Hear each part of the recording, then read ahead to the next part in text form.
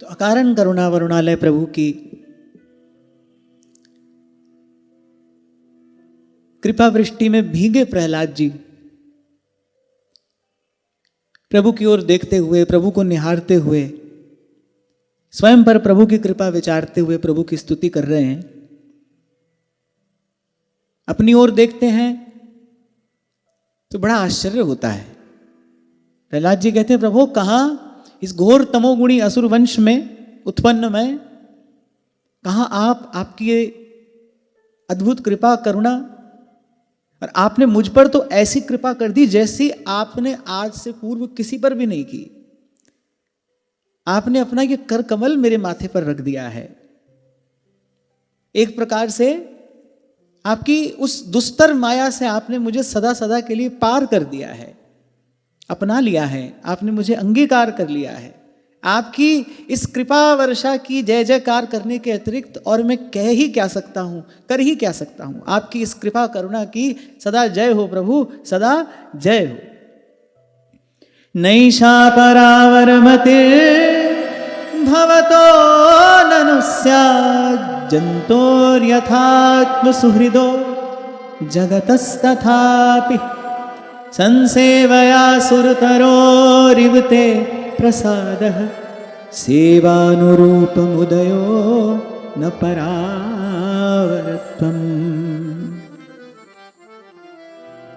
फिर प्रहलाद जी ने कहा, प्रभु यही तो आपकी विशेषता है। जीव भेद बुद्धि से ग्रस्त है, और जीव क्या, ब्रह्मा जी पर्यंत सबकी भेद बुद्धि है। तभी ब्रह्मा जी ने कहा स्तुति करते हुए, हे दीन दयालु दया करिए, मति मोरी विभेद करी हरिए, जीहिते विपरीत क्रिया करिए, दुख सो सुख मान सुखी चरिए। इसी भेद बुद्धि के कारण जीव विपरीत कर्म करता है, माने जो नहीं करना चाहिए वो करता है। भेद बुद्धि अर्थात कोई अपना कोई पराया, ये गुण है, ये दोष है, यही भेद बुद्धि है। और गोस्वामी जी कहते हैं, हरि माया कृत दोष गुण बिनु हरि भजन न जाए। कैसे महात्मा को भगवान दुर्लभ बता रहे हैं। फिर वासुदेव सर्वमिति समहात्मा सुदुर्लभ। और परम सत्य यही है, अंतिम सत्य यही है कि भगवान के अतिरिक्त और कोई नहीं है। कि जो सब है भगवान में ही है, भगवान से ही है। इस अस्तित्व को रचने वाले भी भगवान हैं, और जिस सामग्री से यह अस्तित्व रचा गया है वो भी भगवान है। तो भगवान के अतिरिक्त कोई दूसरा नहीं है। पर हरि माया कृत दोष गुण बिनु हरि भजन न जाए। तो प्रहलाद जी कह रहे हैं कि प्रभु ब्रह्मा जी पर्यंत सभी इसी भेद बुद्धि से ग्रस्त हैं। सबको अपना पराया सूझता है, सबको गुण दोष दिखाई देता है। आप इस दोष से सर्वथा मुक्त हैं। जो भी आपकी शरण में आ जाए, जो सभीत आवा शरणाई, राखूं ताहि प्राण के नाई। सबने अपना अपना मंतव्य दिया। श्री रघुनाथ जी ने सबसे पूछा। अच्छा, पूछा क्यों? क्योंकि भगवान मर्यादा पुरुषोत्तम के रूप में प्रकट हैं, विराजमान हैं, शील निधान है श्री रघुनाथ जी। किसी से पूछना उसको आदर देना होता है। आप कोई कार्य करने जा रहे हैं, आप किसी से पूछते हैं, किसी की सम्मति लेते हैं, तो वस्तुतः ये क्या है, ये उसको आदर देना है। तो श्री रघुनाथ जी ने सबको आदर दिया कि विभीषण आए हैं, क्या करना चाहिए। सबने अपना अपना मंतव्य दिया। अच्छा, सबने बात श्री रघुनाथ जी के हित की कही, अपनी अपनी बुद्धि से सबने विचार किया, सबने अपना अपना मंतव्य दिया। सबकी बात प्रभु ने सुन ली और फिर मुस्कुराकर क्या कहते हैं, शरणागत कहूँ जे तजहि निज अनहित अनुमान, ते नर पामर पाप में तिन्हि बिलोकत हान। समर्थ होते हुए भी जो शरणागत का त्याग कर दे, शरणागत कहूँ जे तजहि, और क्यों छोड़ दे कि कहीं इससे अपना अहित ना हो जाए। निज अनहित अनुमान, ठाकुर जी कह रहे ते नर पामर पाप में तिन्हि बिलोकत हान। कोई भी आ जाए, हाँ, पर आगे प्रहलाद जी ने एक बात बड़ी सुंदर कही कि संसेवया सुरतरोरिव ते प्रसादः सेवानुरूप मुदयो न परावरत्वम। भगवान की कृपा प्राप्त करने के लिए क्या चाहिए? बस इतना ही चाहिए कि संसार का आश्रय छोड़कर भगवान की शरण में चले जाइए। प्रभु जो आपकी शरण में आ जाता है वो आपका कृपा पात्र है, वो आपकी कृपा का अधिकारी है। पर इतना करना पड़ेगा, भगवान की शरण में तो जाना पड़ेगा। कल आपको एक छोटा सा उदाहरण दिया था, कल्पतरु मन मांगी वस्तु देता है, पर कल्पतरु की छाया में पहुंचने पर कल्पतरु से मांगना तो पड़ेगा ना। इतना कार्य तो करना ही पड़ेगा कि कल्पतरु सामने है तो भाई उसके पास जाकर विनय पूर्वक उससे अपनी मन मांगी वस्तु मांग लीजिए। आप मांग लोगे वो दे देगा। ऐसे ही भगवान है, भक्तवांछा कल्पतरु। महाप्रभु कह रहे हैं ना, कृष्ण कल्पतरु से, भगवान कल्पतरु हैं। पर जाना पड़ेगा उसके पास, उस तक पहुंचना पड़ेगा, उससे जाकर प्रार्थना करनी पड़ेगी, अपने मन का मनोरथ उसको कहना पड़ेगा। वो कल्पतरु है, वो मनोरथ पूर्ण करेगा। ऐसे ही भगवान कल्पतरु हैं, पर उन तक जाना पड़ेगा। यहीं पर संत कृपा का दर्शन होता है, यहीं पर संत कृपा का महत्व उजागर होता है कि बिना संत की कृपा के जीव भगवान तक जा ही नहीं सकता। वो जाने का विचार ही उसके मन में नहीं आएगा।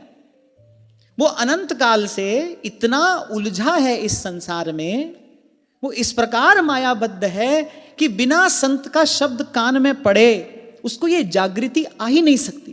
वो मोह तंद्रा से जागेगा ही नहीं। इसलिए मानस में प्रवेश करते हुए गोस्वामी जी ने मंगलाचरण किया है, वंदौ गुरुपद कंज कृपा सिंधु नर रूप हरि महामोह तम पुंज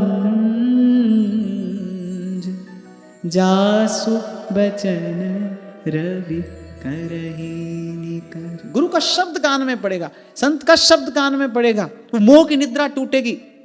फिर कोई विचार करता है उस ओर जाने का, बिना इसके नहीं होता ना। आज तक कोई बिना संत की कृपा के भगवान तक गया है और ना कभी जाएगा, जा पाएगा। यहीं पर संत कृपा का महत्व, संत कृपा की महामहिमा प्रकट होती है। ये तो बात ठीक है, कोई भगवान तक चला जाए तो आश्रित की संभाल भगवान करेंगे, शरणागत की रक्षा भगवान करेंगे, भगवान का व्रत है, उनका स्वभाव है। पर कोई वहां तक जाए तो सही। इन तमाम उलझनों में उलझा जीव जाए कैसे वहां तक? भगवान की शरणागति का भाव मन में आए कैसे? हाँ, पर कल आपसे मैंने कहा था एक शर्त भगवान ने लगाई है, जो सभीत आवा सरनाई। सभीत, संसार के भय से भयभीत होकर, जब तक संसार के वास्तविक स्वरूप को संत बताएगा नहीं, जब तक गुरुमुख से सुनोगे नहीं संसार का वास्तविक स्वरूप क्या है, तब तक इससे उपरति कैसे होगी? तब तक तो इसी से लिपटा चिपटा रहता है जीव, ठोकर भी खाता है, धक्का भी खाता है, इसी को चाहता है। उसके पास कोई और विकल्प ही नहीं है ना, कोई रास्ता ही नहीं है उसके पास। आंख खोले तो संसार, आंख बंद करे तो संसार, जागे तो संसार, सोए तो संसार, सपने में भी संसार, जागते भी संसार। अब जब है ही संसार, यही देखा है, यही सुना है, इसी का अनुभव है, तो जाएगा कहां? ये तो संत गुरु कृपा करते हैं अपनी वाणी से, अपने भजन बल से, अपने पुण्य बल से, अपने सामर्थ्य से, अपनी कृपा अनुग्रह से वो जीव को कुछ संसार की असारता का अनुभव कराते हैं। नयन निकट काजर लसै पै दर्पण दिखलाए, दर्पण की भांति दिखाते हैं सत्य क्या है। फिर सुनते सुनते तबई होई सब संशय भंगा, जब बहुकाल करिए सत्संगा। उत्तरकांड में गोस्वामी जी कहते हैं, अंत में उत्तरकांड में गोस्वामी जी ने सब सार सार की बात लिख दी है, और उत्तरकांड के भी अंत में पायो परम विश्राम ये कहने से थोड़ा पहले गोस्वामी जी कहते हैं, सब कर फल हरि भगति सुहाई। यानी सबका फल हरि भक्ति है, पर सो बिन संत न काहू पाई। सब कर फल हरि भगति सुहाई, और सो बिन संत न काहू पाई। आपसे कभी मैंने कहा था सीधे जाओ भगवान के पास, सीधे चले जाओ भगवान के पास, करने लगो भगवान की सेवा, करने लगो भगवान का भजन। हमने देखा नाम जब भी व्यक्ति करता है किस लिए? संसार का ही मनोरथ पूरा करने के लिए। वो जो निष्कामता है, वो बिना संत कृपा के, बिना गुरु कृपा के प्राप्त हो ही नहीं सकती। भगवत सेवा भी करेगा तो अपने मन माने ढंग से करेगा, अपनी मन भाई रीति से करेगा। सेवा सेवे के सुख के लिए होती है। सेवा का प्राण तत्सुख सुखित्वम है, जिसमें स्वामी को सुख हो, जो स्वामी के अनुकूल हो, उसी को सेवा कहते हैं। ये सब भाव हमको भी आचार्य की चरण शरण में आने के बाद ही तो प्राप्त हुआ। उससे पहले तो हम भी अपने मन माने ढंग से अपना सब कर रहे थे। इस दृष्टि से देखो तो संप्रदाय बड़े काम की चीज है। अगर आप इस दृष्टि से देखें ना, संप्रदाय बड़े काम की चीज है। आपको एक सीधा राजमार्ग देता है वो चलने के लिए, एक उपासना पद्धति, एक भावना, जिसको आप धीरे धीरे पुष्ट करें, जिसको आप धीरे धीरे एक आकार दें। और ये अत्यंत महत्वपूर्ण है। बिखरा हुआ मन सिमटेगा कैसे? वहां से यहां ले आओगे तो यहां भी बिखरने के लिए बहुत कुछ है। आरंभ के समय में ऐसा ही हुआ। मैं लगभग 2003 में पहली बार वृंदावन आया। आते ही श्री जी की कृपा हुई, हमको महाराज जी का सत्संग मिल गया। और पहले भी आपसे मैंने कहा था, महाराज जी ने आरंभ के समय में बहुत उदारता पूर्वक अपना समय मुझे दिया। जब महाराज जी ने ये देखा कि मैं प्रत्यक्ष रूप से बार बार वृंदावन आने में समर्थ नहीं हूं, तो 1.5 घंटा महाराज जी फोन पर सत्संग देते थे। अब उस समय मन की स्थिति कैसी थी? उस समय मन की स्थिति ऐसी थी कि कभी ठाकुर जी की बाल लीला अच्छी लगती थी, कभी गोपी भाव अच्छा लगने लगता था, कभी कैसा मन हो जाता था, कभी कैसा मन हो जाता था। महाराज जी हर बार एक ही बात कहते थे कि ऐसा करने से उन्नति नहीं होती।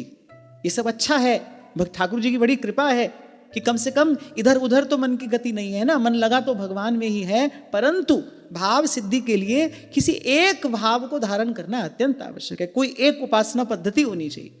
सुनते सुनते फिर वो थोड़ी बात समझ में आई। और वस्तुतः साधन में गति उसके बाद ही होती है। एक भाव हो, जाकी है उपासना ताही की वासना, ताही को नाम रूप लीला गुण गाइए। और ये सब होता कैसे है भाई? संत की कृपा से ही होता है, संत के अनुग्रह से ही होता है। इसलिए सब कर फल हरि भगति सुहाई, और सो बिन संत न काहू पाई। तो प्रहलाद जी ने कहा, प्रभु हां, लेकिन आप तक जीव आए, आपके शरण में आए, आपके चरणों की वो शीतल संतम छाया में आकर बैठे, तो एक बार वो मन वचन कर्म से आपको समर्पण करे, तो शरणागत हो जाए, फिर तो उसका सब भार आप अपने हाथ में ले लेते हैं। फिर तो उसको कहीं किसी प्रकार का कोई भय नहीं है। पर प्रश्न ये है कि भगवान की शरण तक जीव आए कैसे? अपने बल पर वो नहीं आ सकता। ऐसा थोड़ी है कि जो लोग सत्संग में नहीं आते, जिन लोगों के जीवन में सत्संग नहीं है, उन लोगों के जीवन में कोई दुख नहीं है, केवल मौज मस्ती है। अरे अपार दुख उठा रहे हैं, लेकिन उस ओर मन की गति नहीं होती ना, मन जाता ही नहीं उस ओर। करें क्या? घूम फिर कर लौट लौट कर आना वही पड़ता है। एक संबंध टूटता है, दूसरा बनाते हैं। होता है ना, एक विवाह सफल नहीं हुआ, लो दूसरा किया, वो भी नहीं हुआ तो तीसरा किया। क्यों? क्योंकि भाई जाने के लिए कोई और रास्ता ही तो नहीं है, वही रास्ता तो है, कोई और विकल्प ही नहीं है, वहीं जाना है। महाप्रभु कह रहे हैं ना, श्री राधिका कृपा बिनु सबके मनन अगम। मन भी नहीं जा सकता उस ओर, मन भी नहीं जाएगा। एक वस्तु से मन उब गया, दूसरी खरीद लाए, दूसरी से उब गया, तीसरी खरीद लाए। और कोई एक जन्म नहीं, जन्म जन्म से जीव यही कर रहा है। एक संबंध टूटा, दूसरा बनाया, शायद इसमें सफल हो जाए।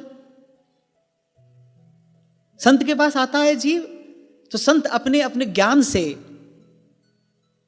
संत अपने ज्ञान से उसके उर अंतर का अंधकार दूर करता है, उसको विवेक देता है, विवेक देता है। अरे पहले के अनुभवों से सीखना चाहिए।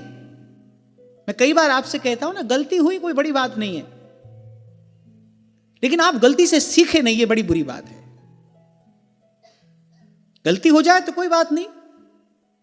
मैं तो आपसे कह ही रहा था, ठाकुर जी की सेवा कर रहे हैं, बहुत बरस हो गए, आज तक गलती होती है, रोज होती है, कुछ ना कुछ गलती हो ही जाती है। पर आप गलती से सीख नहीं रहे, ये मानवीय नहीं है। भगवान ने मनुष्य बनाया है, बुद्धि दी है, विवेक दिया है, गलती से सीखें। पर व्यक्ति कहां सीख पाता है, फिर गलती दोहराता है। हाँ, संत जीवन में आ जाए, सत्संग जीवन में आ जाए। मैंने तो अपने जीवन में ही घटना घटती देखी। एक साधिका को मैंने देखा, यद्यपि उनकी रुचि नहीं थी, मैं बालक था उस समय, यद्यपि उनकी रुचि नहीं थी, माता पिता ने कहीं संबंध निश्चित कर दिया। उस समय ऐसा होता था कि संबंध और विवाह के बीच में, किसी से संबंध निश्चित हुआ, विवाह के बीच में कुछ काल, कुछ समय होता था। तो उसी समय, उसी अवधि में क्या हुआ, जिस युवक से संबंध हुआ था उसकी मृत्यु हो गई। अब माता पिता फिर लगे, लेकिन वो साधिका थी, उसके जीवन में संत थे। उन्होंने अपने माता पिता से कहा कि आपकी आंख पर पट्टी बंधी है, आप भगवान का किया संकेत भी नहीं समझ पा रहे हैं। यदि मेरे भाग्य में ऐसा कोई सुख होता तो यहीं से मिल जाता। अब जीवन में सत्संग होगा तो दृष्टिकोण दूसरा होगा देखने का। मैं कई बार आपसे कहता ही हूं, हम देखते हैं कुछ और दिखाई पड़ता है। हम देखते हैं क्या दिखाई पड़ता है, नाचना गाना, खाना पीना, खेलना कूदना, हंसना गाना। हमको ये दो सिरे दिखाई पड़ रहे हैं। संत देखता है, उसको क्या दिखाई देता है, दो पाटन के बीच में सावक बचा न कोई। संत दृष्टिकोण बदल देता है। तभी गोस्वामी जी कहते हैं, तुलसीदास हरि गुरु करुणा बिन विमल विवेक न होई, बिन विवेक संसार घोर निधि पार न पावे कोई। माधो मोह फांस क्यों छूटे। इसके बिना कैसे छूटे? अरे ठीक करना तो दूर की बात, ठीक सोचा भी नहीं जा सकता संत के बिना, सत्संग के बिना। तो श्री प्रहलाद जी ने कहा, प्रभु लेकिन आप कैसे अकल्पतरु हैं, आप तक किसी को आना तो पड़ेगा, आपकी शरण में कोई आए। और मैं आपसे यही निवेदन कर रहा हूं, यहीं पर आकर संत कृपा की, यहीं पर आकर सत्संग की महिमा उजागर होती है। बिना संत के, बिना सत्संग के ये संसार की ओर देखता जीव कभी भगवान की ओर देख ही नहीं सकता, अनंत काल तक नहीं देख सकता। पंच विखादी एक गरीबा, राखौ राखण हारे, और खेद करई और बहुत संतावई, आयो शरण तिहारे, कर कर हारो अनेक बहु भांति, छोड़त कतहु नाही, एक बात सुन ताकि ओटा, साध संग मिट जाही। गोस्वामी जी एक बड़ा सुंदर उदाहरण देते हैं। किसी चूल्हे पर एक पात्र में किसी ने घी डाला, रात्रि का समय है, चंद्र का प्रतिबिंब उस पात्र में पड़ रहा है। अब वो खूब देर तक उसको पका कर घी समाप्त कर दे, चंद्र थोड़ी समाप्त हो जाएगा। गोस्वामी जी कह रहे, प्रभु यही मेरे साथ हुआ, भीतर की गांठ खुली नहीं, बाहर से मैं अनेक साधन करता रहा, जन्म जन्म से कर रहा हूं, पर माधो मोह फांस नहीं छूटे। तब कहते हैं तुलसीदास, हरि गुरु करुणा बिन विमल विवेक न हुई, और बिन विवेक संसार घोर निधि पार न पावे। तभी संत कह रहे हैं, भ्रम भूल में भटक ही रहे थे, और भटकते रहते उदय हुए जब भाग, मिला अचानक गुरु मुझे, लगी लगन की लाग। बलिहारी है हमारे श्री सेवक जी महाराज की, तेरे जो हरिनाम जगत शिरोमणि, वंश बिना कबहू नहीं लई। अरे गुरु के बिना कैसा भगवान, कौन सा भगवान? गुरु के बिना तो सब अपने मन बुद्धि की कल्पना है, और क्या है, कल्पना जल्पना है सब। ध्रुवदास जी तभी कह रहे हैं, जिनके जाने जानिए युगल चंद सुकुमार, तिन्हू को तिनते अधिक।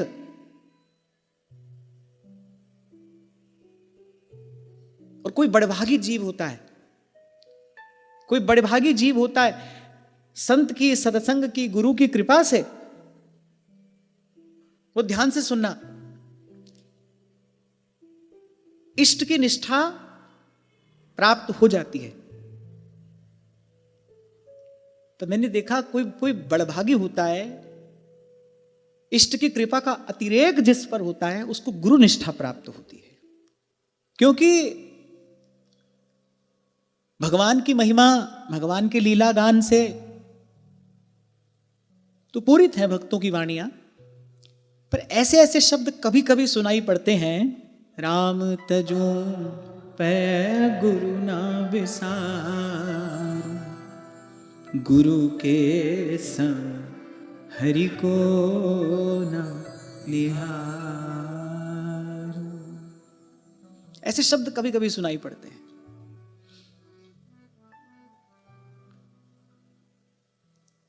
यही श्री बिहारी जी के मंदिर के पास एक महात्मा भजन करते थे। खूब भजनानंदी महात्मा थे, शिष्य किसी को बनाते नहीं थे। एक ब्रजवासी था, उनकी बहुत सेवा करता था। बाबा का भी उस पर अनुग्रह था। उसका नियम था, नित्य श्री बिहारी जी का दर्शन करने जाता था। श्री रसिक बिहारी जी का दर्शन करते हुए पुनः बाबा के पास आकर बाबा को प्रणाम करता था।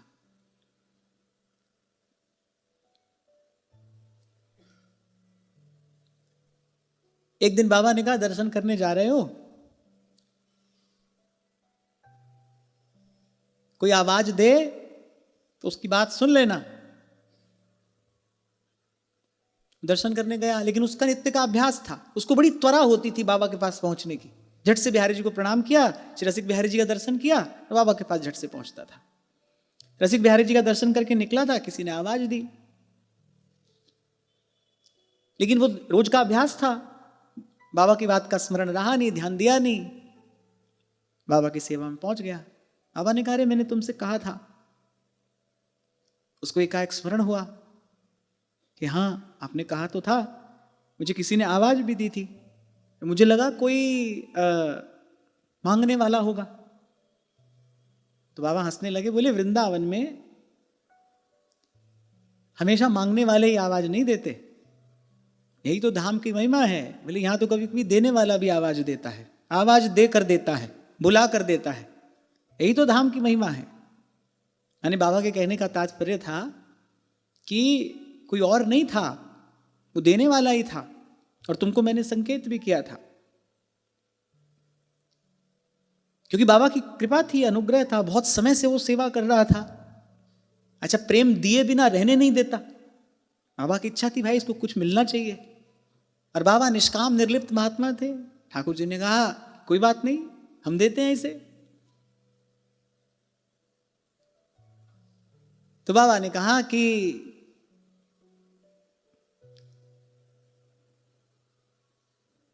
आज तो तुम चूक गए। बोले, आज तुम चूक गए। उस ब्रजवासी का मन किंचित मात्र भी उदास नहीं हुआ। बाबा के चरण पकड़कर वो ब्रजवासी कहता है, बोले, बाबा ऐसा क्या है जो मुझे श्री बिहारी जी दे सकते हैं और आप नहीं दे सकते? तीनों लोकों में ऐसी कौन सी वस्तु है जो मुझे श्री ठाकुर जी दे सकते हैं और आप नहीं दे सकते? और फिर भोला भाला ब्रजवासी, बाबा ने इस उत्तर की कल्पना नहीं की थी। और ब्रजवासी कहता है और बोले, बाबा बिहारी जी के खजाने में जो सबसे बढ़िया वस्तु हती वो तो बिहारी जी ने मुझे पहले ही दे दी, और बिहारी जी मुझे कहा देगो? बाबा उसने मुझे आप दे दिए, आपका संग प्रदान कर दिया, आपकी सेवा प्रदान कर दी, और बिहारी जी मुझे क्या देंगे? बिहारी जी के पास जो सबसे बढ़िया वस्तु है वो तो बिहारी जी मुझे पहले ही दे चुके। बाबा के नेत्र सजल हो गए। और कभी कभी मैं कहता हूं ना आपसे, आशीर्वाद एक ऐसी घटना होती है, वो किसी समय घट जाती है, उसके लिए कोई प्रयास नहीं करना पड़ता। बाबा के नेत्र सजल हो गए, और जो शायद आज से पूर्व बाबा ने कभी नहीं किया था, क्योंकि भाई निर्लिप्त महात्मा थे, उत्कट वैराग था उनका, चेला चेली तो कभी बनाया ही नहीं। इस ब्रजवासी पर कृपा थी, और ये भी भोले सरल भाव से बाबा की सेवा में लगा रहता था। बाबा ने पहले दोनों हाथ उसके मस्तक पर रखे, और फिर बाबा ने उसको, जैसे अपने बालक को माता हृदय से लगा लेती है, और माता जब बालक को हृदय से लगाती है ना, हृदय से तो मित्र मित्र को लगाता है,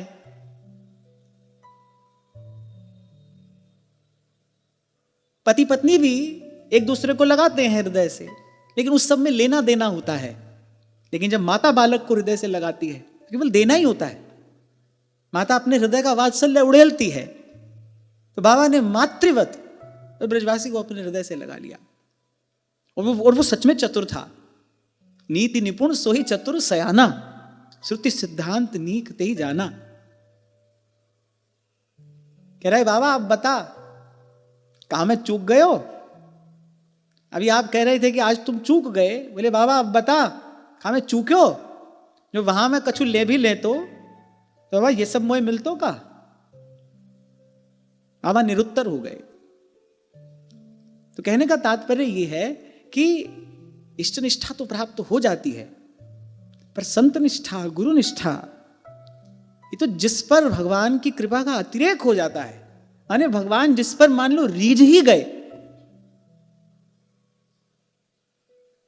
सोच रहे हैं कि भाई इसको क्या दूं, देने को आतुर हैं और देने योग्य कोई वस्तु दिखाई पड़ नहीं रही, जब रीझ ही जाते हैं भगवान इस प्रकार किसी पे, तब ऐसी निष्ठा भगवान किसी को देते हैं।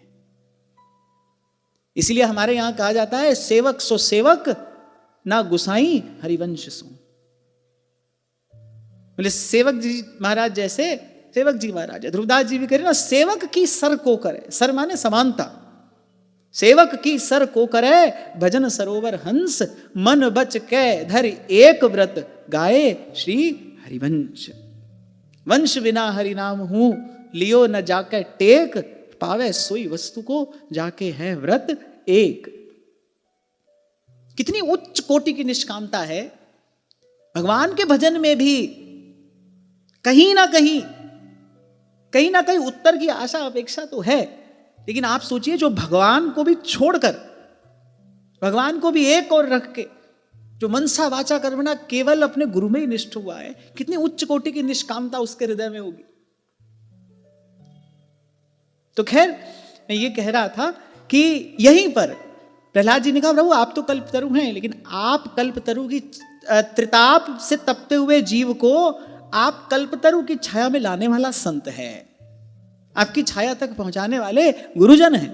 आगे श्री प्रहलाद जी कह रहे हैं, एवं जनम निपतितम प्रभवाहि कूपे, कामाभिकाम मनुयः प्रपतन प्रसंगात्, कृत्वात्मसात् सुरर्षिणा भगवन् गृहीतः, सोहम कथम नु विसृजे तव भृत्य सेवा। प्रहलाद जी ने कहा प्रभु संसार तो अंधकूप है, अंधेरा कुआं, और भय की बात केवल इतनी नहीं है कि अंधकूप है, बोले इस अंधकूप में काल रूप जो सर्प है वो डसने के लिए हमेशा तैयार बैठा है। संसार अंधकूप है और इस अंधकूप में भी काल रूप सर्प डसने के लिए सदा तैयार बैठा है। और बोले जिनको विषय भोग की इच्छा है वो तो इसी अंधे कुएं में गिरे ही हैं, गिरने वाले नहीं हैं, गिरे ही हैं उस काल रूप सर्प के द्वारा। आज नहीं तो बस थोड़ी देर में डसे जाएंगे, आज नहीं तो कल डसे जाएंगे। और प्रहलाद जी कह रहे हैं प्रभु मैं भी, यद्यपि ऐसा है नहीं, ये जीव की दशा का वर्णन करते हुए श्री प्रहलाद जी कह रहे हैं, प्रहलाद जी का दैन्य है, जिस दैन्य के वश होकर महाप्रभु कह रहे हैं क्वाहम तुच्छः परम मधमः प्राण्य हो गर्य कर्मा, उसी दैन्य के वश होकर जब भगवान सामने होते हैं ना, मम दर्शन फल परम अनुपा, जीव पाव निज सहज स्वरूपा। जीव को अपने दैन्य का बोध होता है, क्या है हम। जब भगवान ने अपने विराट स्वरूप का दर्शन कराया तब लगा अर्जुन को कि लो मैं हूं क्या, इस विराट के सन्मुख मेरा अस्तित्व क्या है।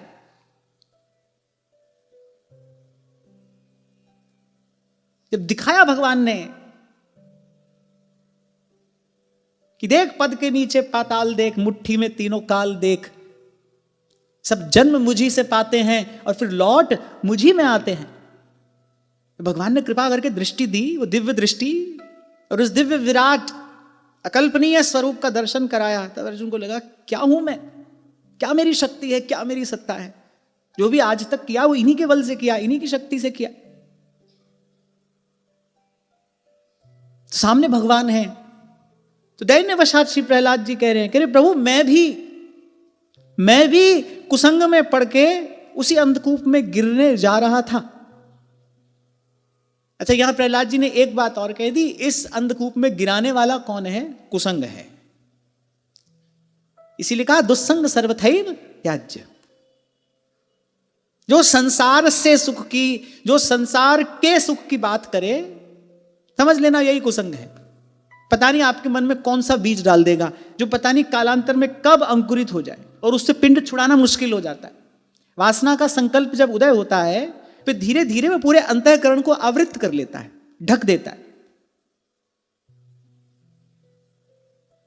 फिर तो उसी विषय को प्राप्त करने के संकल्प मन करता है, उसी को पाने के प्रयास में व्यक्ति लग जाता है और एक बार भोगा नहीं और फंसा नहीं। फिर फांसी ऐसी परे तिहि सम दुख न कोई। तो जो संसार से सुख की बात करे, जो संसार के सुख की बात करे, वही कुसंग है। और दुस्संग सर्वथैव त्याज्य।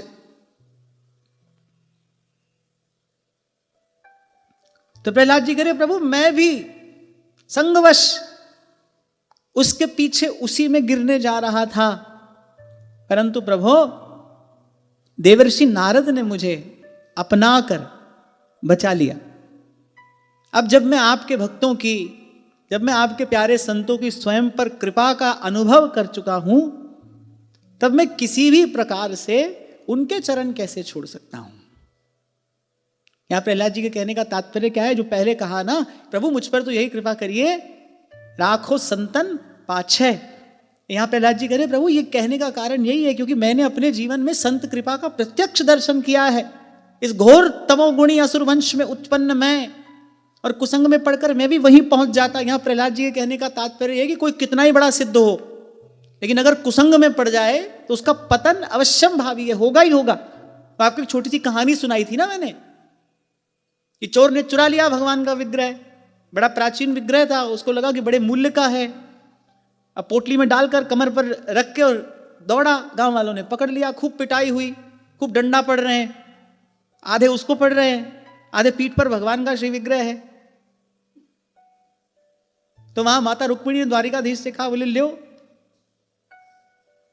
आपका तो कोई दोष ही नहीं है। ठाकुर जी ने कहा नहीं, दोष है। ये डंडा हमको क्यों पड़ रहे हैं? क्योंकि इस समय हमने चोर का संग किया है, ये कुसंग दोष है। कभी कभी व्यक्ति कहता है, चार लोग इधर उधर की बात करें, नहीं हम तो नहीं कर रहे, हम तो कुछ नहीं करते, हम नहीं कहते। नहीं, पर ये सब कहना सुनना, निंदा करता हो कि निंदा सुनता हो। जैसे एक आदमी सिगरेट पीता है, पास वाला नहीं पीता है, लेकिन पैसिव स्मोकिंग तो वो भी करता है ना। दीर्घ काल के बाद उसको भी नुकसान होगा, उसका स्वास्थ्य भी प्रभावित होगा। इसीलिए संत महापुरुष बार बार चेताते हैं, विषय वार्ता करने वाले से बचे। क्यों बचे? क्योंकि वो आपके मन में बीज छोड़ जाएगा, उससे बचना चाहिए। और अपने आप को इतना सिद्ध कोई ना समझे कि नहीं भाई हम पर कोई प्रभाव नहीं पड़ सकता, हम तो बच गए इस सब से। यहां प्रहलाद जी ये बात कह रहे हैं, प्रभु मैं भी वहीं जा रहा था, ये तो नारद जी ने बचा लिया। नारद जी ने मुझे अपना कर और उस अंधकूप में गिरने से बचा लिया।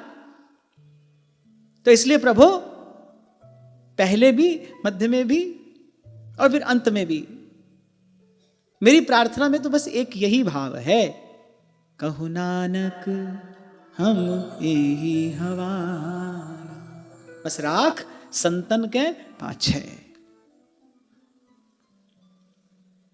दो बातें यहां प्रहलाद जी ने कही, एक कुसंग कोई भी करे उसका पतन अवश्यम भावी है, और इस अंधकूप में गिरते जीव को बचाने वाला केवल संत है। देखो जो भजन कर रहा है ना, वो वस्तुतः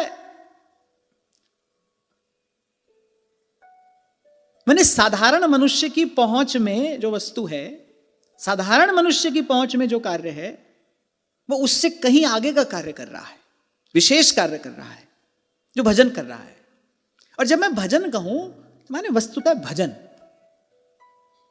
कई बार कहता हूं ना आपसे, भजन भजन कहने में और भजन होने में भजन करना है, बीच में भजन करना है। समाहित हो जब मन की वृत्ति भजन में,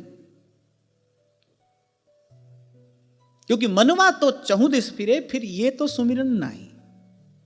जब भजन हो, मनसा वाचा कर्मणा, कर्मेंद्रियां ज्ञानेंद्रियां मन सब उसी भगवत तत्व का सेवन करती हूं, उसको भजन कहते हैं।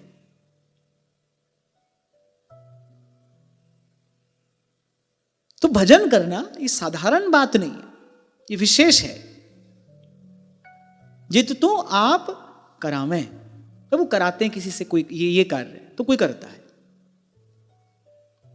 अभी भजन बन तो नहीं रहा है, मैं अपनी बात कह रहा हूं, अभी भजन बन तो नहीं रहा है, पर थोड़ा संतोष इसलिए है क्योंकि संतों की कृपा से ये समझ आ रहा है कि भजन क्या होता है। जैसे एक व्यक्ति होता है, उस बेचारे ने कभी हीरा देखा ही नहीं। अब कोई हीरा कहेगा तो वो केवल कल्पना ही करेगा, ऐसा होता होगा, वैसा होता होगा, इतनी चमक होती होगी, ऐसी दमक होती होगी। फिर एक व्यक्ति है, उसके पास अभी हीरा है तो नहीं, पर उसने देख लिया है ऐसा होता है।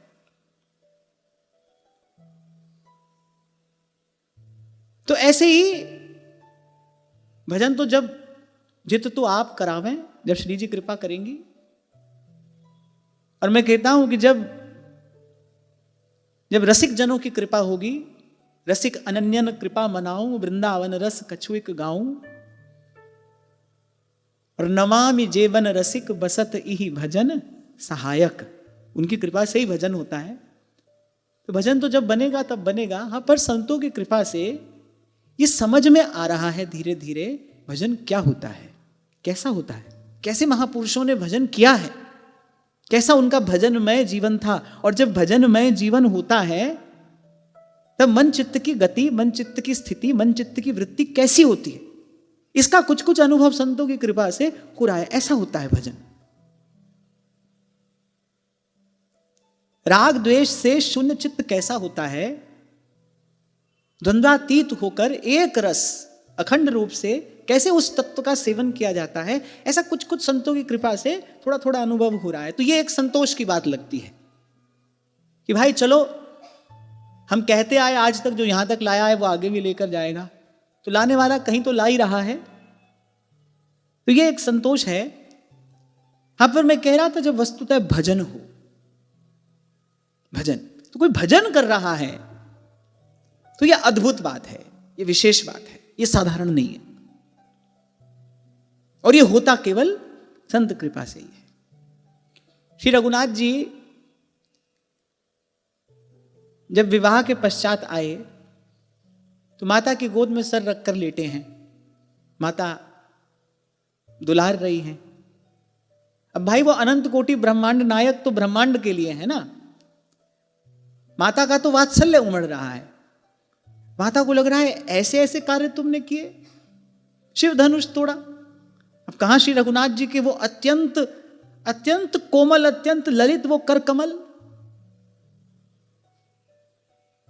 माता कहती है कि इन हाथों से तुमने वो महाकठोर शिव धनुष तोड़ा, और तुम्हारी चरण रज का स्पर्श पाकर ऋषि पत्नी का उद्धार हुआ। कैसे किए ये सब कार्य? पर धन्य है, ऐसी ही हो सकती है भगवान की जननी। माता क्या कहती है, बोली पुत्र ये सब अमानुष कर्म है, ये सब कार्य कोई मनुष्य नहीं कर सकता, ये मैं जानती हूं। लेकिन माता कहती है ये किए कैसे तुमने? सकल अमानुष कर्म तुम्हारे, केवल कौशिक कृपा सुधार। ये जो तुम विश्वामित्र जी के पीछे पीछे चल रहे थे ना, ये सब उन्हीं का प्रताप है। माता कह रही है पुत्र ये कर्म तो अमानुष है, ये अमानवीय है, मनुष्य नहीं कर सकता है ये सब। तुमने ऐसे ऐसे दिव्य कर्म किए, पर ये किए कैसे? सकल अमानुष कर्म तुम्हारे, केवल कौशिक कृपा सुधारे। ये तो विश्वामित्र जी की कृपा है, विश्वामित्र जी का अनुग्रह है। कोई भी जीव अगर भजन कर रहा है तो प्रत्यक्ष में या परोक्ष में है किसी संत की ही कृपा, है किसी संत का ही अनुग्रह। मुख्यतस्तु महत् कृपयैव। मैं तो कई बार ये विचार करता ही हूं, कुछ संतों का प्रत्यक्ष में दर्शन हुआ इस जीवन यात्रा में, कुछ संतों का प्रत्यक्ष में दर्शन हुआ, और कुछ ऐसे भी रहे होंगे जिन्होंने परोक्ष में हम पर कृपा की होगी, कर रहे हैं। उन्हीं की कृपा से यहां तक आना हुआ है, और उन्हीं की कृपा से कुछ आगे बढ़ने की संभावना भी है, उन्हीं की कृपा से पोषण हो रहा है। इस मार्ग पर पालने पोसने वाले तो भाई संत ही हैं, गुरुजन ही हैं। तो श्री प्रहलाद जी कह रहे प्रभु मैं भी वहीं उसी अंधकूप में, कुसंग में पढ़कर मैं भी उसी अंधकूप में गिरने जा रहा था प्रभु। तो नारद जी ने मुझे अपना कर बाह पकड़ कढ़ लीने अपने और ग्रह अंधकूप ते माया। कह नानक गुरु बंधन काटे, बिछरत आन मिलाया। ठाकुर तुम सरनाई आया, तुम सरनाई आया। उतर गयो मेरे मन का संसार, उतर गयो मेरे मन का संसार। जब तेरा दर्शन पाया ठाकुर तुम सरनाई आया, तुम सरनाई आया। उतर गयो मेरे मन का संसार, उतर गयो मेरे मन का संसार। जब तेरा दर्शन पाया ठाकुर तुम सरनाई आया, तुम सरनाई आया। ठाकुर तुम सरनाई आया, तुम सरनाई आया।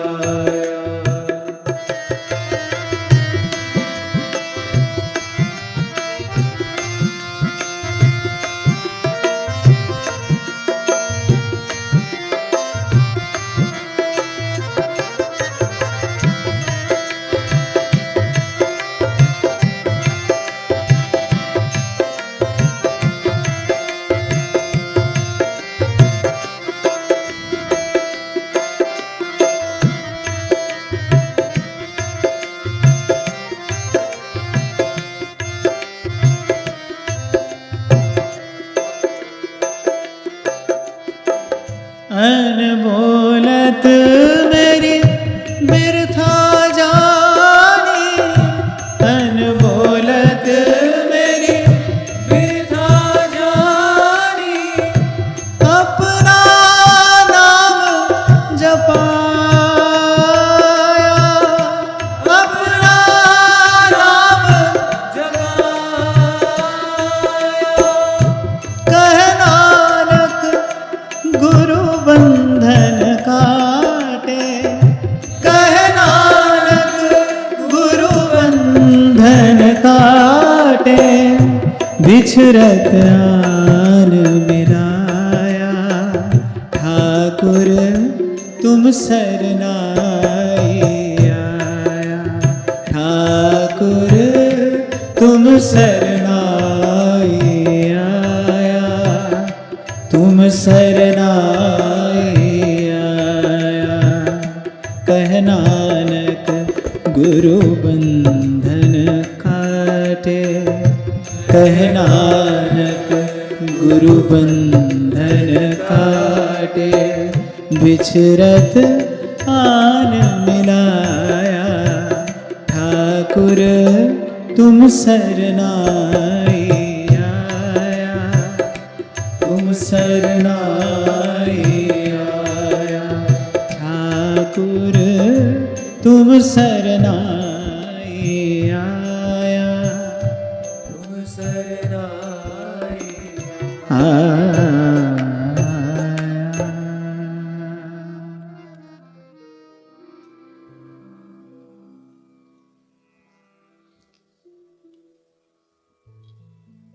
और प्रभु ये भी मैं जानता हूं आपके संतों की कृपा से, इन संतों के संग की कृपा से ये भी मैं जानता हूं कि आपकी वास्तविक प्रसन्नता किस बात में है।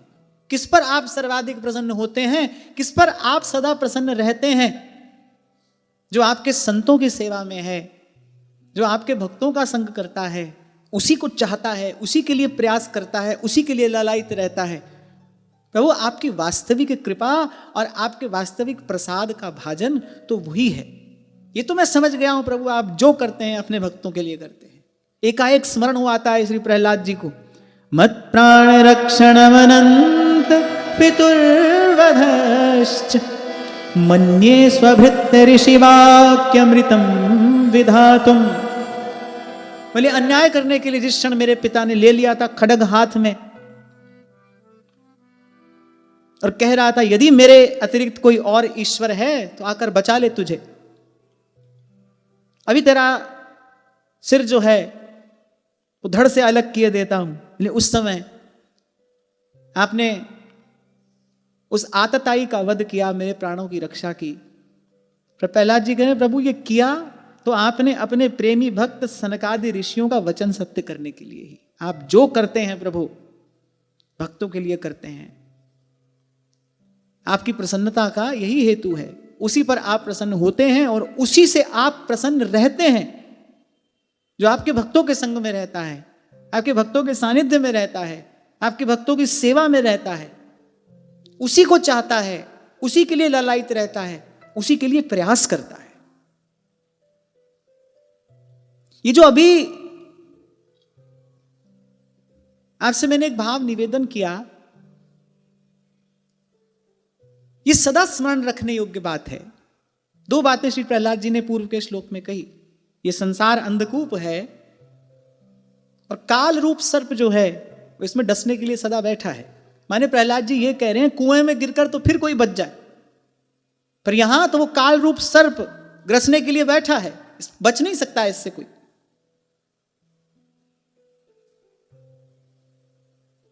ये एक बात है। और दूसरी बात, सभी इसमें गिरे चले जा रहे हैं। इसमें गिरने से जीव को कोई बचा सकता है तो केवल संत बचा सकता है। यहां से प्रहलाद जी ने एक बात कही है, ये जो कहा ना मैं भी जा रहा था, जब प्रहलाद जी ये कह सकते हैं ना मैं भी जा रहा था, तो इससे ये बात समझनी चाहिए कि भाई ये कोई बहुत बड़ी बात नहीं है। इस संसार में हम पड़े रहे, कोई बड़ी बात नहीं है। बड़ी बात तो भजन करना है। ये सब तमाशा करना कोई बड़ी बात थोड़ी है। इस तमाशे का हिस्सा बने रहना ये कोई बड़ी बात थोड़ी है। इसमें कोई पुरुषार्थ करने की आवश्यकता थोड़ी है, कुछ भी नहीं। माया का प्रवाह, माया का प्रबल प्रवाह है, उसमें जीव बह ही रहा है। नदी की धारा में तिनका बहता हो तो उसको बहने के लिए कोई मेहनत थोड़ी करनी पड़ती है। उस धार में पड़ा है, वो जहां उसको बहा कर ले जाएगी पहुंच जाएगा वो वहां। तिनका भयार के बस।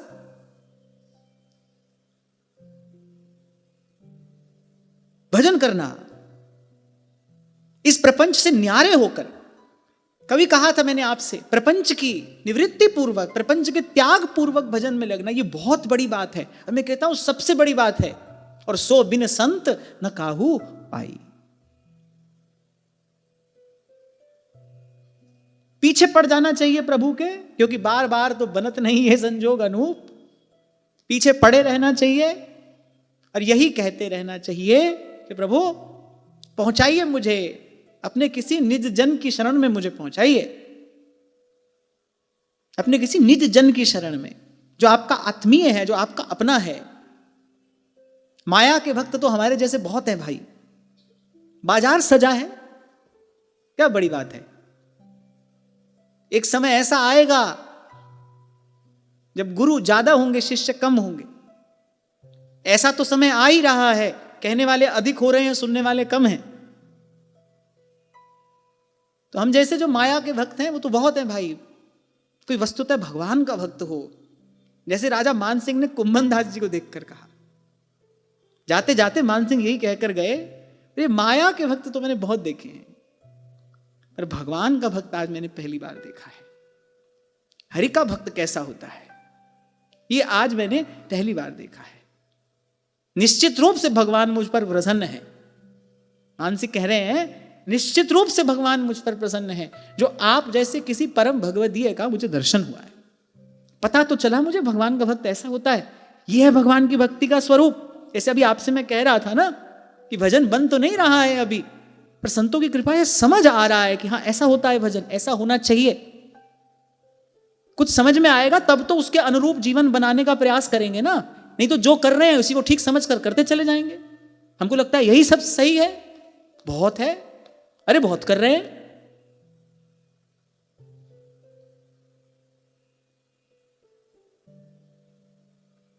तो ठाकुर जी के पीछे पड़ जाना चाहिए और पड़े रहना चाहिए।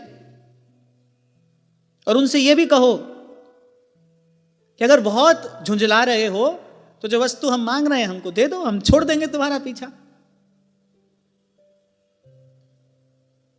श्री चंद्रलाल जी अपने कवित्व में कहते हैं प्रियालाल से, अरे तुम कालिंदी कूल कुंज केली कल कियो करो, पर मुहे सदा राखो निज रसिकन के संग में। मुझे वहां रख दो, नहीं तो मैं बार बार आकर तुम्हारे आनंद में विक्षेप उत्पन्न करूंगा। मैं बार बार आऊंगा, तुम अपने केली विलास में मत होगे, मैं बार बार आकर अपने हृदय का यह भाव तुमसे कहूंगा। तो इसलिए अच्छा तो यही है, सुखी रहना चाहते हो तो जो वस्तु मैं मांग रहा हूं तो मुझे शीघ्र अति शीघ्र प्रदान कर दो। और मांग क्या रहा हूं, मुहे सदा राखो निज रसिकन के संग में, सब कर फल हरि भगति सुहाई, सो बिन संत न काहू भाई, सब कर फल। और फिर जब प्रभु ये कृपा प्रसाद दे दें, प्रभु कोई चाहने वाला जो केवल प्रभु को चाहता हो, प्रभु के अतिरिक्त कोई और इच्छा ना हो, जो केवल प्रभु को चाहता हो, ऐसा कोई बड़भागी आपको मिल जाए, ये दुर्लभ संयोग है। महत संगस्तु दुर्लभ हो, ये दुर्लभ सुलभ हो जाए, वो आएगा तो आमूल चूल परिवर्तन कराएगा। आप नहीं रहोगे।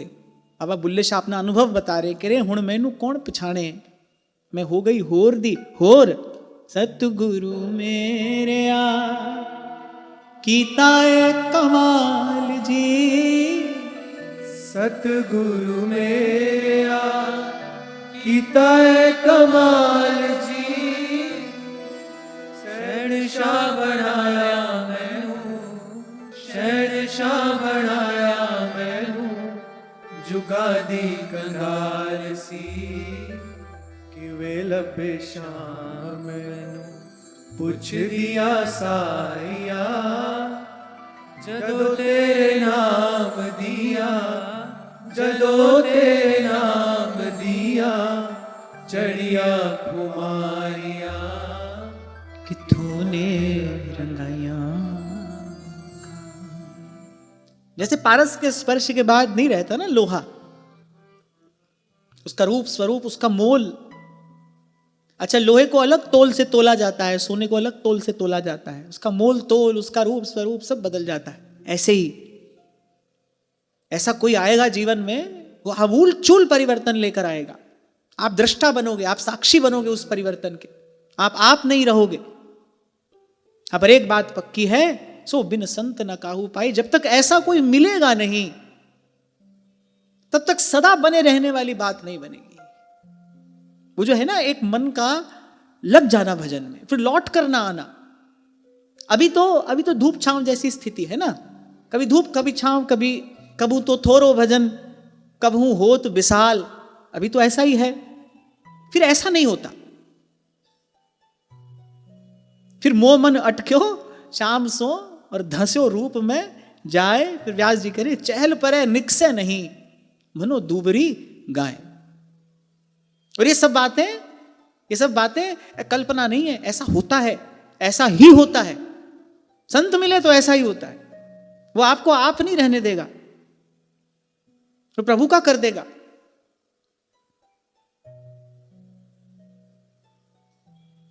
और एक बार भजनानंद का अनुभव हुआ, फिर उसके बाद प्रारब्ध वशात, तो देखो जब तक प्रारब्ध है शरीर का तब तक यही इसी बाह्य जगत में रहना पड़ता है। भजन से प्रारब्ध क्षय हो सकता है, पर लेकिन जो भजन कर रहा है वो ऐसा चाहता नहीं, क्योंकि वो उस सिद्धांत पर चला है, अन्याभिलाषिता शून्यम ज्ञान कर्माद्यनावृतम। वो ऐसा चाहता नहीं। वो तो कहता है जो सुख दुख लगी रहे देह सो, जब तक ये है तब तक रहने दो। अच्छा, और वैसे भी शरीर के कहीं होने से हमारी वास्तविक स्थिति नहीं होती, मन के होने से होती है। मन जहां होता है वहीं हम होते हैं। तो मन तो उसका पहुंच गया। गोस्वामी जी अंत में कहते हैं ना, कह रहे मुझ जैसे ने भी पायो परम विश्राम। वो तो मन जहां पहुंचना था पहुंच गया। तो जब तक शरीर का प्रारब्ध है, शरीर रहता है, खाता पीता भी है, सोता जगता भी है, हंसता रोता भी है।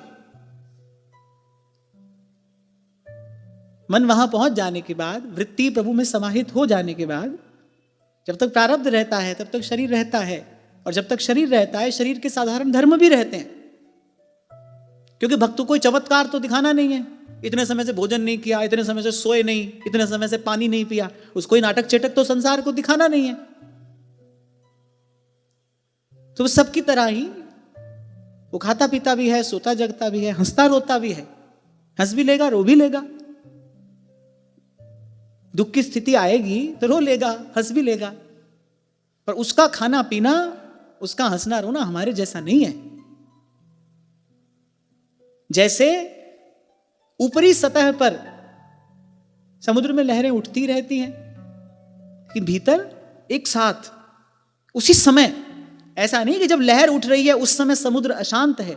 समुद्र के तल पर अगर कोई जाए तो वहां कितनी गंभीर शांति होती है। कोई कल्पना भी नहीं कर सकता कि सतह पर इस समय शोर होगा। उस समय कोई कल्पना नहीं कर सकता। जो लोग डाइवर्स होते हैं, समुद्र के तल में जाते हैं, वो अपना अनुभव कहते हैं कि समुद्र के तल पर जैसी शांति है, कोई कल्पना भी नहीं कर सकता कि सतह पर इतना शोर होगा। दूर तक लहरों का शोर सुनाई पड़ता है। ऐसे ही चित्त की वृत्ति जब समाहित हो जाती है, उचित कहा व्यास जी ने, चहल पर है निकसे नहीं मनो दूबरी गाय। कहा करता था कभी पहले आपसे, कोई साधारण बात है भजन करना। साधारण से साधारण क्रिया की भी प्रतिक्रिया दिखाई पड़ती है, आंख से दिखाई पड़ती है। Everything is so evident. आप भजन करोगे वैसे के वैसे ही हो, वही राग द्वेष, वही ईर्ष्या, वही खींचातानी, वही हाय हाय। ऐसा कैसे हो सकता है? ऐसा नहीं हो सकता। जब ऐसा होता है, जब चिंतामणि स्वरूप भगवान का कोई निज जन मिलता है, जब प्रभु ऐसी विशेष कृपा किसी पर करते हैं, फिर उसके बाद बात बनती है। इससे पहले नहीं बनती है। कुछ भी करो नहीं बनती है। घूम घूम कर, लौट लौट कर, अंत में मन यही आपको लाकर पटकता है। वही संसार का कोई संकल्प, घूम घूम कर, लौट लौट कर व्यक्ति यही आता है। इस प्रपंच की निवृत्ति कोई करा दे, इसके लिए इसीलिए एक शब्द का प्रयोग किया जाता है। कभी कभी आपने सुना होगा, शक्तिपात। श्री महाप्रभु जी ने नरवाहन जी पर शक्तिपात किया। वो शक्तिपात था। शक्तिपात किसी भी प्रकार हो सकता है। दृष्टि से भी हो सकता है, शब्द से भी हो सकता है, स्पर्श से भी हो सकता है, संत के संकल्प से भी हो सकता है। अब दृढ़ संकल्प संत मन में कर ले किसी जीव के प्रति, इसका उद्धार होना चाहिए, बस हो गया उस पर शक्तिपात। अब प्रकृति को अपना नियम कानून, अपना विधान बदलना पड़ेगा। क्योंकि भगवत प्राप्त महापुरुष जो हैं, उनमें और भगवान में कोई भेद नहीं है। प्रकृति से आगे केवल भगवान है और भगवान के भक्त हैं। अब उनका संकल्प प्रकृति को स्वीकार करना पड़ता है, फिर तद अनुकूल प्रकृति को अपना विधान करना पड़ता है। रामकृष्ण परमहंस ने शक्तिपात किया। जहां तक पहुंचने के नरेंद्र अधिकारी नहीं थे, अभी उन्होंने वहां तक पहुंचने के लिए साधन नहीं किया था। रामकृष्ण परमहंस ने अपनी सामर्थ्य से पहुंचा दिया उनको। एक क्षण में विवेकानंद बना दिया। तो इसलिए आपसे कह रहा हूं, पीछे पड़े रहना, यही कहते रहना, कालिंदी कूल कुंज केली कल कियो करो, मोहे सदा राखो निज रसिकन के संग। और आज जहां से चर्चा आरंभ हुई, माधो मोह फास क्यों छूटे। तुलसीदास, हरि गुरु करुणा बिन विमल विवेक न हुई, और बिन विवेक संसार घोर निधि पार न पावे कोई। तो प्रहलाद जी ने कहा, प्रभु ये तो मैं समझता हूं, किस पर आप प्रसन्न होते हैं, किससे आप प्रसन्न रहते हैं, आपकी प्रसन्नता का कारण क्या है। आपकी प्रसन्नता का कारण वस्तुतः आपकी भक्ति, आपकी सेवा नहीं, आपके प्यारे संतों की भक्ति, उनकी सेवा है। आप देखो, महाप्रभु परमहंस है ना, लीलामान सरोवर हंस। महाप्रभु ने जो भी कहा है उस सार का भी सार स्वरूप है। एक पद व्यास जी के सामने महाप्रभु जी ने गाया, और उसमें भी अंतिम पंक्ति क्या कह रहे, यह जिय जान श्याम श्यामा पद कमल संगी सिर नायो। महाप्रभु जी तो सच्चे अर्थों में युगल उपासक हैं। सीधे व्यास जी को श्यामा श्याम का भजन करने की बात कहते। पहले क्या कहा, ये प्रपंच पंच सब काल व्याल को खाए। प्रहलाद जी यही बात श्लोक में कह रहे हैं, संसार अंधकूप है, काल रूप सर्प डसने के लिए तत्पर है, जो गिरेगा वो मरेगा। बस कृपा यही हो कि इसमें गिरने से पहले ही कोई संत आकर बचा ले, इस संसार कूप में गिरने से पहले ही बचा ले, इस अंधकूप में पड़ने से पहले बचा ले, वो ही बचा सकता है। तो महाप्रभु ने कहा, यह जिय जान, इस विपदा से मुक्त कराने वाला अगर कोई है, वो तो श्यामा श्याम के चरणों को हृदय में धारण करने वाला, श्यामा श्याम का भजन करने वाला कोई बड़े भागी जन है। यह जिय जान श्याम श्यामा पद कमल संगी सिर नायो।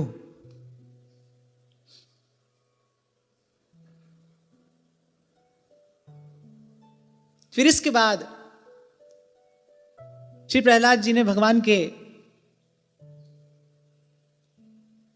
ऐश्वर्य का कुछ गान किया, भगवान के सब अवतारों का स्मरण किया, किस प्रकार युग युग में समय समय पर आप अपने भक्तों के लिए ही, आप अपने संतों के हित के लिए ही अवतार धारण करते आए हैं।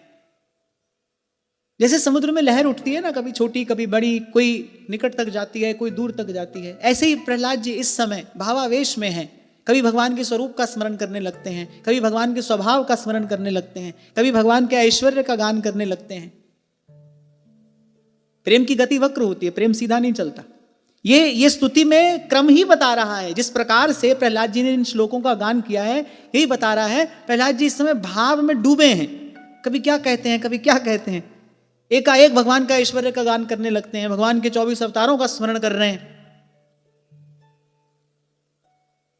फिर स्वयं पर जो भगवान की कृपा है फिर उसका विचार करके कुछ कहने लगते हैं, फिर कभी प्रभु के महामधुर स्वभाव की बात कहने लगते हैं, किस पर अनुकूल होते हैं आप, फिर कभी ये बात कहने लगते हैं, फिर कभी अपनी ओर देखते हैं तो जीव दशा का वर्णन करने लगते हैं। माने कोई ऐसी विशेष क्रम नहीं है, ये कोई स्क्रिप्ट नहीं है। प्रहलाद जी ने पहले से सोच कर नहीं रखा था कि ऐसा कहूंगा। भगवान सामने हैं, हृदय में अनेक अनेक प्रकार के भाव उमड़ रहे हैं और श्री प्रहलाद जी कहते चले जा रहे हैं। नन्हा सा बालक हाथ जोड़े खड़ा है, नेत्रों से अश्रुधार प्रवाहित हो रही है, नृसिंह भगवान सामने बैठे हैं, और कैसी अद्भुत स्तुति, कैसी प्रेम पूरित स्तुति, कैसी भाव पूरी स्तुति ये बालक कर रहा है। भगवान को भी सुनने में बड़ा आनंद आ रहा है। कहां से शुरू करना है, कहां जाना है, ये सब बात नहीं है। आप 42 लीला देखिए, आपको ऐसे कोई विशेष क्रम नहीं मिलेगा, ये इस समय की लीला का वर्णन है, ये इस समय, ऐसा कोई क्रम नहीं है। मन में जो लहर उमड़ी ध्रुवदास जी ने गाया। चतुरासी में देखिए आपको कोई क्रम नहीं मिलेगा कि पहले मंगला के पद हैं, सुरतांत के हैं, श्रृंगार के, ऐसा नहीं है, कोई क्रम नहीं है उसमें, गा रहे हैं। तो ऐसे ही प्रहलाद जी कभी भगवान के स्वरूप का स्मरण करने लगते हैं, कभी भगवान के स्वभाव का स्मरण करने लगते हैं, कभी भगवान की भक्त वत्सलता का गान करने लगते हैं। अपनी ओर देखते हैं तो वो दैन्य से आविष्ट हो जाते हैं। आहा प्रभु, कहां आपकी कृपा करुणा, देखो कहां मैं। जैसे ध्रुवदास जी कभी कभी कह देते हैं, मोते नीच न और को सिंधु नसीब समात। ऐसे प्रभु कहां आप, और कहां घोर तमोगुणी इस असुर वंश में, रजोगुण से उत्पन्न मैं। धन्य है आपकी कृपा करुणा प्रभु, आपने अपना वरद हस्त मेरे मस्तक पर पधरा दिया, आपने ऐसा प्रसाद दे दिया जो आज से पूर्व आपने किसी को भी नहीं दिया। अच्छा, ठाकुर जी का स्वभाव भी ऐसा ही है। ये तो आप सबने सुना ही होगा, न जाने कौन सी बात पे दयानिधि रीझ जाते हैं इसमें एक बात और जोड़ लेनी चाहिए, रीझ कर कब किसको क्या दे दें पता नहीं है। 2 मुट्ठी में 3 लोक का वैभव श्री ठाकुर जी ने दे दिया। एक मुट्ठी पाई ये दिया, एक मुट्ठी पाई वो दिया।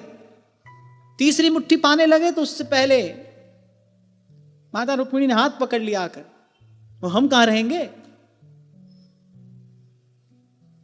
और फिर जो अपने आप को दे देने वाला हो वो और क्या क्या छिपा कर रखेगा, तो अपने आप को ही दे देते हैं।